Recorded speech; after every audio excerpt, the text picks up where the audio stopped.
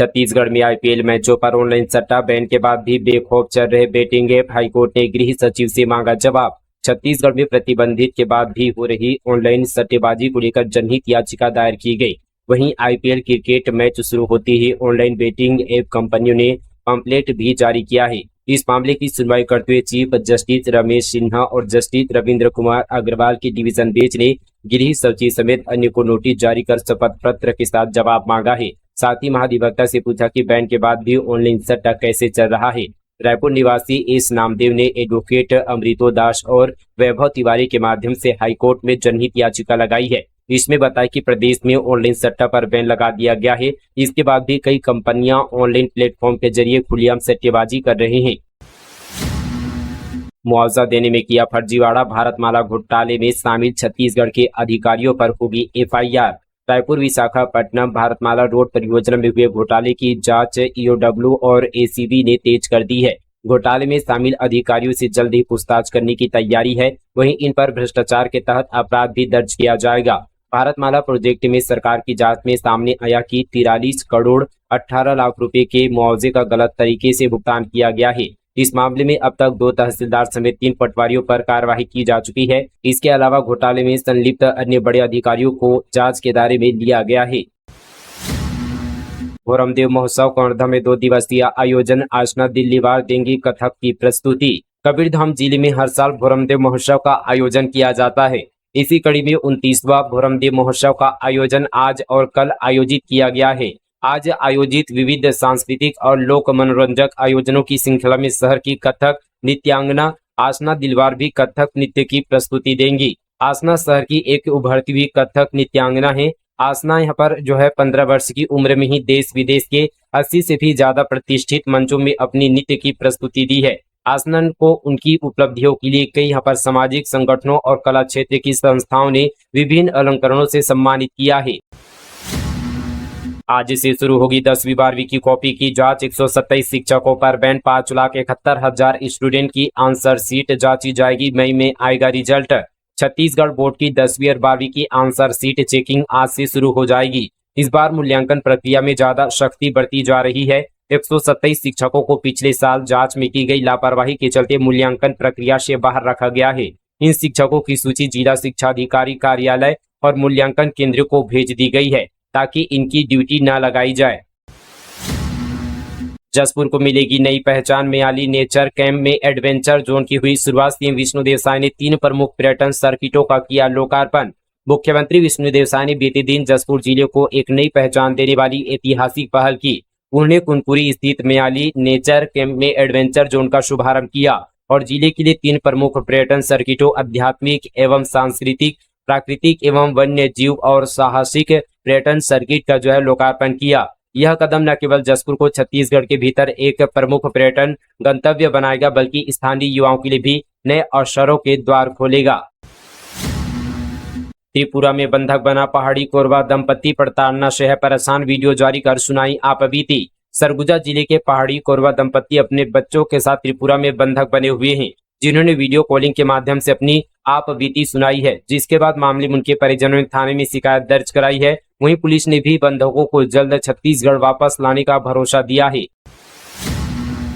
आमंत्रण पत्र में हरिजन शब्द लिखने पर विवाद, बलौदाबाजार में सतनामी समाज ने की एफआईआर की मांग, संविधान में प्रतिबंधित है ये शब्द। बलौदाबाजार जिले के खैरी जिला पंचायत में आमंत्रण पत्र को लेकर विवाद सामने आया है। पंचायत ने सम्मान समारोह के लिए भेजे गए पत्र में एक सतनामी समाज के पंच के नाम के साथ हरिजन शब्द का प्रयोग किया। गांव के पंच मुन्ना कोसले को भेजे गए आमंत्रण पत्र में उनके नाम के आगे हरिजन शब्द लिखा गया था। यह शब्द संविधान के तहत प्रतिबंधित है। सतनामी समाज ने इसे अपमानजनक बताते हुए कड़ी आपत्ति जताई है। वहीं यहाँ पर देर रात सतनामी समाज के लोग कोतवाली थाने पहुंचे और जिला पंचायत अध्यक्ष आकांक्षा गोलू जायसवाल, उपाध्यक्ष पवन साहू के खिलाफ एफआईआर दर्ज कराने की मांग की है। चीफ जस्टिस सिन्हा की तीखी टिप्पणी, कलेक्टर फोटो खिंचवाने के लिए कर रहे नदी की सफाई। डीएम नदी की सफाई कर रहे हैं, फोटो खिंचवाने के लिए कर रहे हैं। कलेक्ट्रेट में डीएम का काम छोड़ दे, वही सफाई करे। क्या है ये, क्या दिखाना चाहते हैं? यह काम डिस्ट्रिक्ट मजिस्ट्रेट का है। चीफ जस्टिस रमेश सिन्हा की तीखी टिप्पणी से कोर्ट रूम स्तंभ था। अरपा नदी के संरक्षण और संवर्धन की मांग को लेकर दायर जनहित याचिकाओं पर सोमवार को एक साथ सुनवाई करते हुए चीफ जस्टिस रमेश सिन्हा यही नहीं रुके।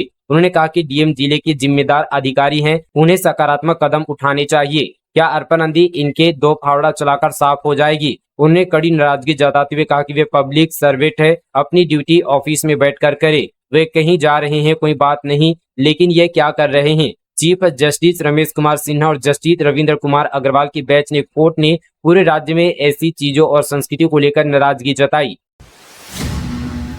गृह मंत्री शाह की डेडलाइन से नक्सलियों में खौफ पत्र जारी कर बताई अपनी दशा, लिखा अंदरूनी इलाके भी असुरक्षित। केंद्रीय गृह मंत्री अमित शाह ने मार्च 2026 तक राज्य से नक्सलवाद खत्म करने का ऐलान किया है, जिसकी डेडलाइन का दहशत अब नक्सलियों में साफ दिखाई दे रहा है। इसी बीच बीजापुर एनकाउंटर वाली जगह पर नक्सलियों का पत्र बरामद हुआ है। गोंडी भाषा में लिखे गए 2 पन्ने के पत्र में फोर्स के बढ़ते दबाव और संगठन में दहशत का जिक्र किया गया है। कांकेर में माइक्रो फाइनेंस कंपनी पर धोखाधड़ी का आरोप। महिलाएं बोली जबरन लोन लेने को मजबूर करते, समय से नहीं देने पर धमकी देते हैं। कांकेर जिले में अंतरगढ़ क्षेत्र के ग्रामीणों ने माइक्रो फाइनेंस कंपनी पर धोखाधड़ी करने का आरोप लगाया है। उनका कहना है कि कंपनी के एजेंट आदिवासियों को परेशान कर रहे हैं। एजेंट विशेषकर महिला समूहों को टारगेट कर रहे हैं। एजेंट नए व्यवसाय और विशेष छूट का लालच देकर ग्रामीणों को लोन लेने के लिए मजबूर कर रहे हैं। माइक्रो फाइनेंस की जानकारी न होने के कारण ग्रामीण इस जाल में फंस रहे हैं। समय पर किस्त न चुकाने पर एजेंट ब्याज बढ़ा रहे हैं और महिलाओं के साथ अभद्र व्यवहार कर रहे हैं। समय पर भुगतान न होने पर गाली गलौज और मारपीट की धमकी देते हैं। धरोहर से खिलवाड़ बर्दाश्त नहीं, बूढ़ा तालाब चौपाटी का विरोध। एजेंसी की मनमानी पर बिफरी मेयर मिनल लगाई फटकार।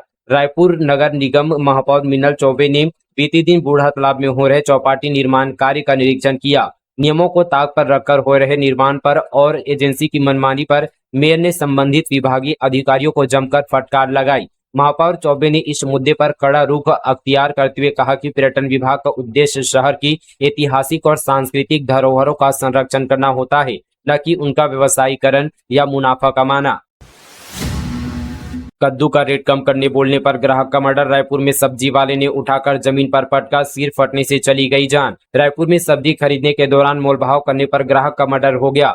कद्दू का रेट कम करने कहा तो दुकानदार ने ग्राहक को उठाकर सिर के बल जमीन पर पटक दिया, जिससे उसका सिर फट गया और काफी खून बह गया। मामला उरला के खमतराई थाना क्षेत्र का है। अब देश भर में गूंजेगा माता कर्मा का संदेश। सीएम शाह ने भक्त माता कर्मा की 1009वीं जयंती पर किया डाक टिकट का विमोचन।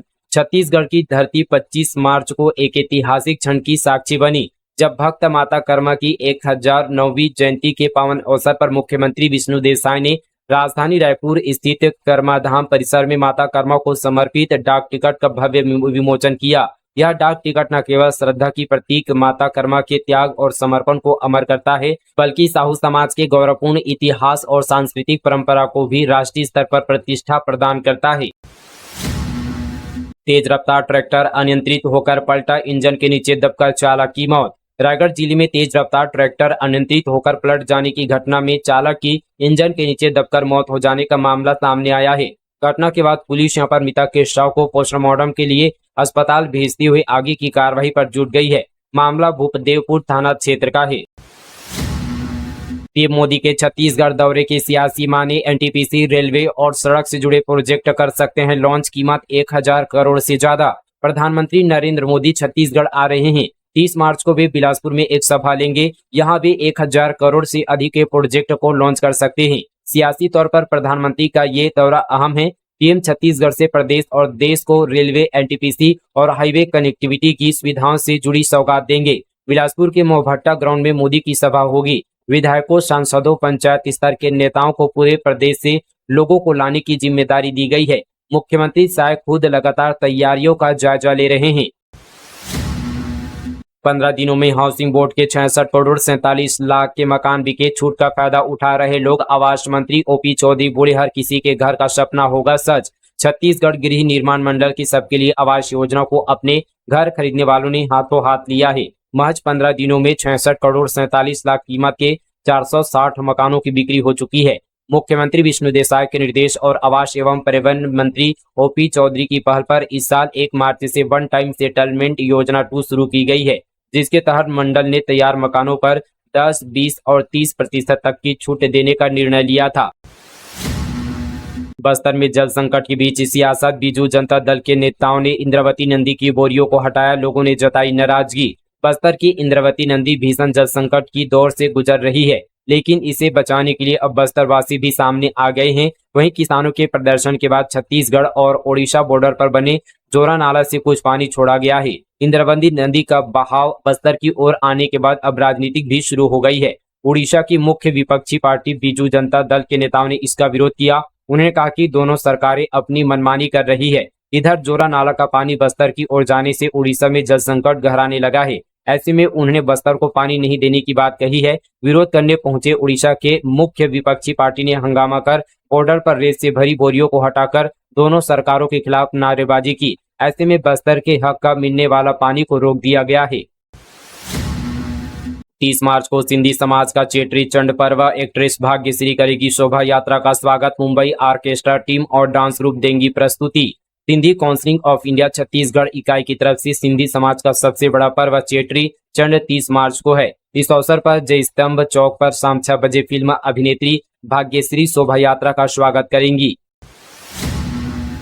फर्जी आयकर अधिकारी बनकर लूट गैंग के 5 आरोपी गिरफ्तार। कोंडागांव में फर्जी इनकम टैक्स अधिकारी बनकर लूट करने वाले एक गैंग को पुलिस ने धर दबोचा है।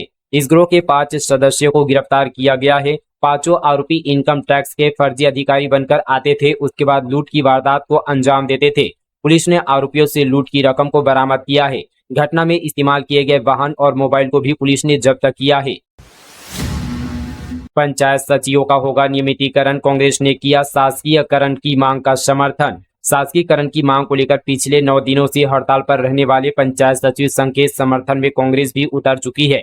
सरगुजा जिले में चल रहे सचिव संघ के हड़ताल स्थल पर पहुंचकर कांग्रेस के जिला अध्यक्ष बालकृष्ण पाठक ने इनका समर्थन किया और उनकी मांगे जायज होने के साथ ही इन्हें जल्द से जल्द पूरा किए जाने की मांग सरकार से की है। अहमदाबाद में एआईसीसी अधिवेशन ड्राफ्टिंग कमेटी का गठन, भूपेश बघेल और सचिन पायलट के नाम शामिल, रणदीप सुरजेवाला संयोजक बनाए गए। कांग्रेस ने 8 और 9 मार्च को अहमदाबाद गुजरात में होने वाले अखिल भारतीय कांग्रेस कमेटी अधिवेशन के लिए 15 सदस्यीय ड्राफ्टिंग कमेटी का गठन किया है। पूर्व मुख्यमंत्री और राष्ट्रीय महासचिव भूपेश बघेल और छत्तीसगढ़ के प्रभारी महासचिव सचिन पायलट को कमेटी में शामिल किया गया है, जबकि संयोजक रणदीप सुरजेवाला को बनाया गया है। राष्ट्रीय अधिवेशन में जिन मुद्दों को लेकर बात होनी है उसका ड्राफ्ट यही कमेटी तैयार करेगी और आगामी रणनीतियों पर चर्चा करेगी। 14 साल की बच्ची को नहीं आ रहे थे पीरियड्स, डॉक्टरों ने किया प्राइवेट पार्ट को ऑपरेशन, बना छत्तीसगढ़ का पहला मामला।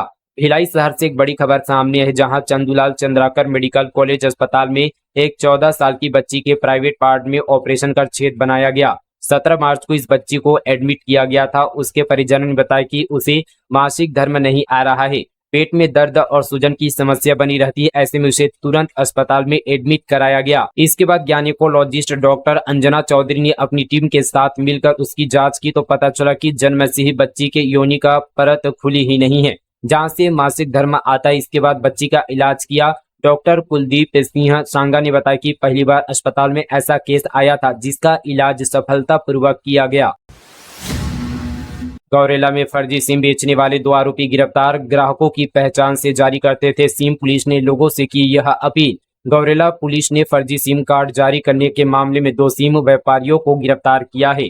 आरोपी ग्राहकों की पहचान पत्र का गलत इस्तेमाल कर फर्जी सिम कार्ड जारी कर रहे थे। मामला गौरेला थाना इलाके का है। नक्सलियों के खिलाफ चल रही निर्णायक लड़ाई के बीच गृह मंत्री शाह का बस्तर दौरा, इस कार्यक्रम में होंगे शामिल। बस्तर में नक्सलियों के खिलाफ चल रही लड़ाई अब अंतिम दौर में है। इस बीच केंद्रीय गृह मंत्री अमित शाह बस्तर दौरे पर आ रहे हैं। जानकारी के अनुसार बस्तर पंडुम में समापन कार्यक्रम में शामिल होंगे।